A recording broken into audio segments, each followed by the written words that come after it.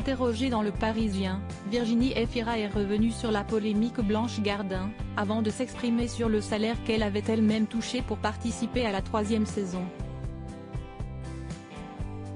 Il y a quelques semaines, Blanche Gardin publiait une lettre au vitriol sur les réseaux sociaux, révélant avoir été contactée pour participer à la prochaine saison de LOL, qui sort, avant de lister les nombreuses raisons pour lesquelles elle avait catégoriquement refusé.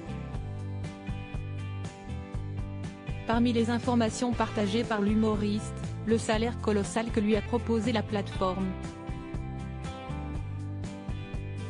Il se trouve aussi que je serais gênée aux entournures, pour ne pas dire que ça me ferait carrément mal au cul, d'être payé 200 000 € pour une journée de travail même si je perds à votre jeu. Quand l'association caritative de mon choix remporterait, elle, 50 000 €, c'est-à-dire 4 fois moins, et encore, seulement si je gagne, avait-elle écrit. Des propos qui avaient mis dans l'embarras de nombreuses personnalités, certaines ayant même pris l'initiative de se retirer des négociations après les révélations de Blanche Gardin.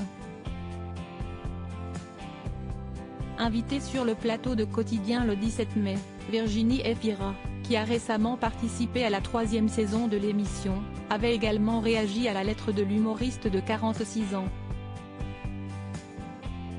J'ai une admiration pour ceux qui arrivent à accorder leurs valeurs, leurs idéaux, à leur manière de vivre.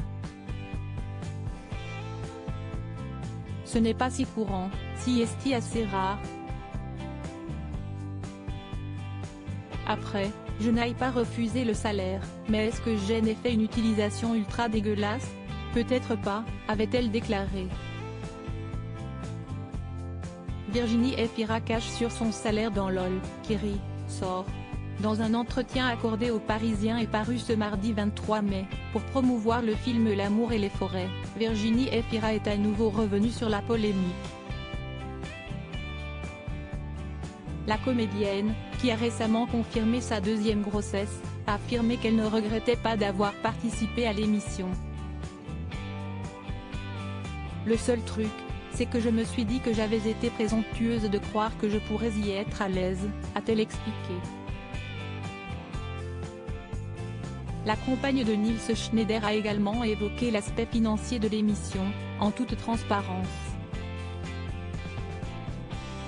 C'est vrai que c'était extrêmement bien payé, a avoué celle qui a aussi été motivée par la présence de ses amis, à savoir François Damiens ou encore Leila Bekti.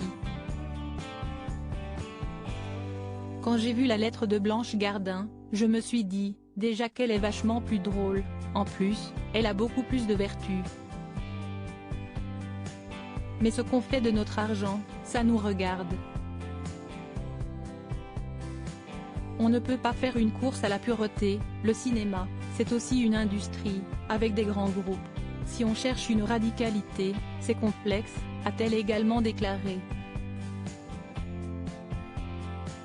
De quoi mettre les choses au clair une bonne fois pour toutes.